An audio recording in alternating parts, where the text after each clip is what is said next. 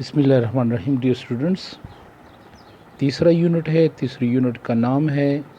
Duty and responsibility, فرض اور ذمہ داری. یہ بہت اہم لیسن ہے اور اس کا پہلا لیسن ہے lesson from the battle of Uhud. Uhud کے جنگ سے یا غزوے سے کیا سبق حاصل ہونا چاہیے. اچھا، یہ بنیادی طور پر اسلامی تاریخ ہے اور جس لیسن میں رائٹر ہمیں بتاتے ہیں کہ جب غزوہ بدر ہوا تو غزوہ بدر میں تو آپ کو پتہ ہے کہ مسلمانوں نے اور صحابہ کرام نے بری شکست دی تھی قریش کو، اور اس کی وجہ سے ان کے دلوں میں بہت غیظ و غضب، غصہ بھرا ہوا تھا، انتقام کا جذبہ تھا اور اگنیمنی آف ڈیفیٹ، اور ان کے دلوں میں ایک طرح سے شرمساری بھی تھی.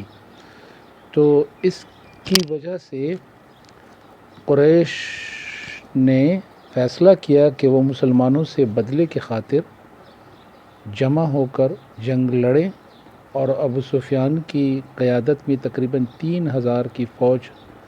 جو اس وقت کے حساب سے ہر طرح کے اسلحے سے لیس تھی،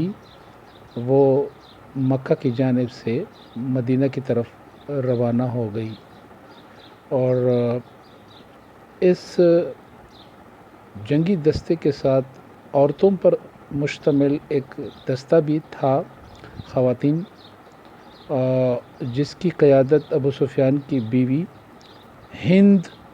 بنت عتبہ، یہ ویسے ہندہ بولتے ہیں لیکن یہ غلط ہے، اس کا اصل نام تھا ہند بنت عتبہ. تو وہ اس خواتین ٹولی کی قیادت کر رہی تھی جو دف بجا کر، تھمبرین اور گا کر نوجوانوں میں جوش پیدا کرنے کی کوشش کر رہی تھی. جب حضور پاک صلی اللہ علیہ وآلہ وسلم کو قریش کے ارادوں کا پتہ چلا تو آپ صلی اللہ علیہ وسلم نے جنگ کی حکمتی عملی تیار کرنے پر ایک میٹنگ بلوائی اور صحابہ کرام سے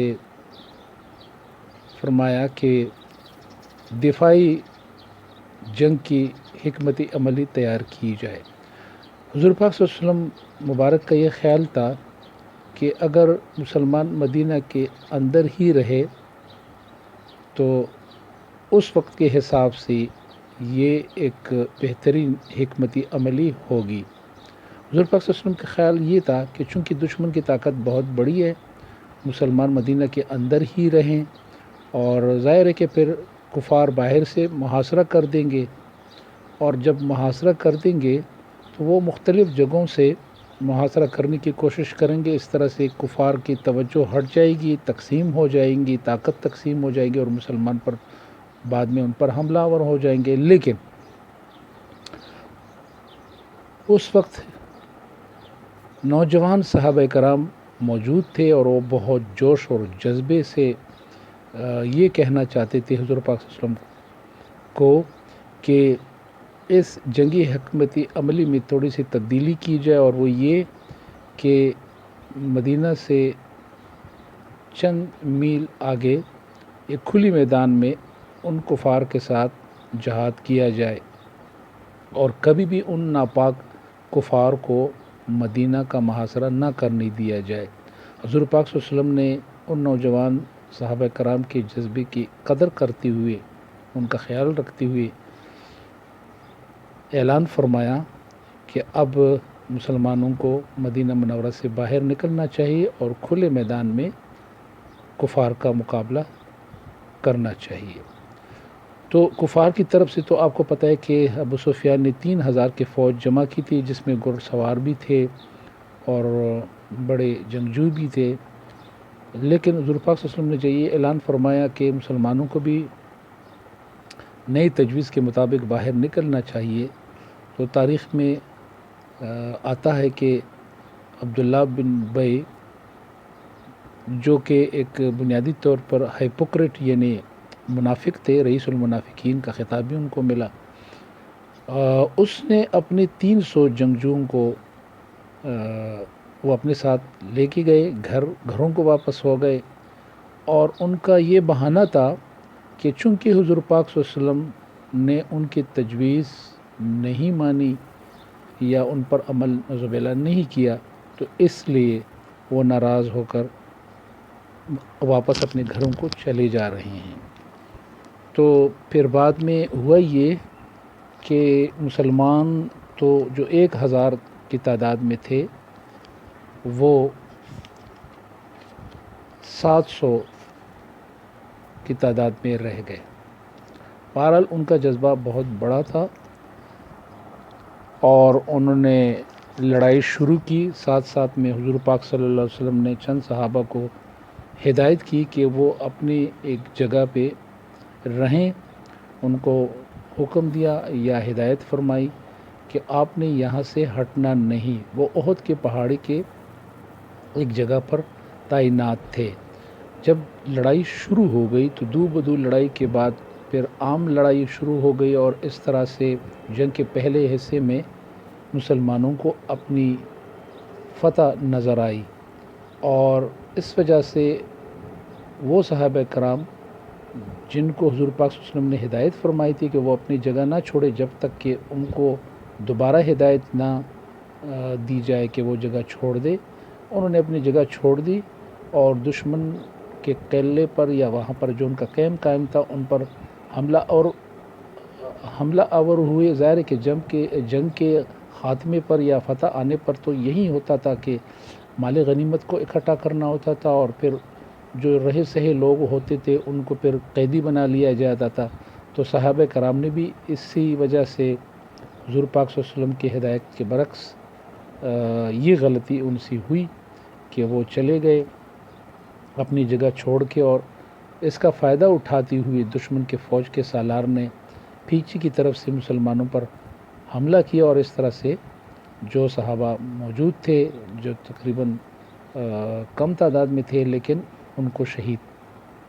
کیا، اور اس طرح مسلمانوں کی جو پہلی فتح تھی وہ تھوڑی سی کمزور ہو گئی، اور ظاہر ہے کہ حضور پاک صلی اللہ علیہ وسلم کی ہدایت کی پاسداری نہیں کی گئی۔ صحابہ کرام نے اپنی ڈیوٹی کی جگہ چھوڑ دی، رسپانسبلٹی جو حضور پاک صلی اللہ علیہ وسلم نے ان کو دی تھی۔ اس جنگ کے اندر غلطی ہوئی، اس کا پھر نتیجہ یہ برآمد ہوا کہ ڈیوٹی کی جگہ چھوڑ جانے کے بعد قریش کو موقع ملا اور ایک افراتفری بھی پھیل گئی، کیونکہ صحابہ کرام کے اندر ایک صحابی جو ہے ماسب بن عمیر حضور پاک صلی اللہ علیہ وسلم کی مشابہ تھی، ان کی شکل اسی طرح سے تھی، وہ زخمی ہوئے، پھر ان کی شہادت بھی ہوئی، تو صحابہ نے تو کفار نے مشہور کیا کہ نعوذ باللہ حضور پاک صلی اللہ علیہ وسلم بھی شہادت کی جام نوش کر گئے، اور اس طرح سے مسلمانوں میں مزید افراتفری ہوئی، ایک طرح سے ان کے حوصلے پست ہوئی، اور پھر بعد میں دوبارہ پتہ چلا کہ وہ حضور پاک صلی اللہ علیہ وسلم نعوذ باللہ شہید نہیں ہوئے بلکہ وہ زندہ ہے، اور اس طرح سے حضور پاک صلی اللہ علیہ وسلم زخمی بھی ہوئے تھے۔ حضرت علی کرم اللہ وجہہ، ابو بکر صدیق رضی اللہ تعالیٰ عنہ اور حضرت عمر رضی اللہ تعالیٰ عنہ سارے موجود تھے۔ حضور پاک صلی اللہ علیہ وسلم کو ایک بحفاظت ان کو ایک مقام پر لے گئے، اور وہاں پر حضور پاک صلی اللہ علیہ وسلم نے حضرت علی کرم اللہ وجہہ کو اجازت دی کہ وہ باقی معرکے کی قیادت کرے، اور اس طرح سے پھر یہ لڑائی اپنی انجام کو پہنچی۔ لیکن اس میں یہ ہوا کہ کسی مسلمان کو قیدی بنا نہیں لیا گیا، اور صحابہ تو کچھ شہید ہو گئے، اور یہ کہ کفار کو جس طرح ان کا یہ خیال تھا کہ وہ اس کی بدلہ لیں گے جنگ بدر میں جو لڑائی ہوئی تھی، وہ بھی نہیں ہوا، لیکن پھر بھی یہ ہوا کہ مسلمانوں کی جو دراصل جو ان کو فتح نظر آ رہی تھی وہ ان کو نصیب نہیں ہو سکا۔ تو اس جنگ سے یہ سبق سیکھنا چاہیے، the price was disregarding the commands of the holy prophet یہ ایک طرح سے مسلمانوں نے قیمت چکائی کہ حضور پاک صلی اللہ علیہ وسلم کی ہدایات کو انہوں نے بالائے طاق رکھا اینڈ نیگلیکٹ آف ڈیوٹی، اور یہ کہ اپنی جو ان کی ذمہ داری تھی ان کو بھی نظر انداز کیا. By the band of archer was paid by Muslims with 70 martyrs. 70 صحابہ اس کے اندر شہید ہوئی، اور ظاہر ہے کہ ان کو بہت پریشانی کا سامنا کرنا پڑا، اور ان کو تکلیف بھی ہوئی، غم اور پریشانی سے بھی بھر گئے. دے learned a valuable lesson never to disobey the orders of the. یہ مسلمانوں نے ایک بہت بڑا سبق سیکھا کہ کبھی بھی پھر حضور پاک صلی اللہ علیہ وسلم کے بتائے ہوئے ہدایات سے وہ نہیں ہٹیں گے اور ان پر ضرور عمل کریں گے. یہ آپ چند اہم نکات تھی جو اس جنگ احد میں ہمیں بتائے گئے ہیں کہ یہ ایک طرح سے برابر ہوئی.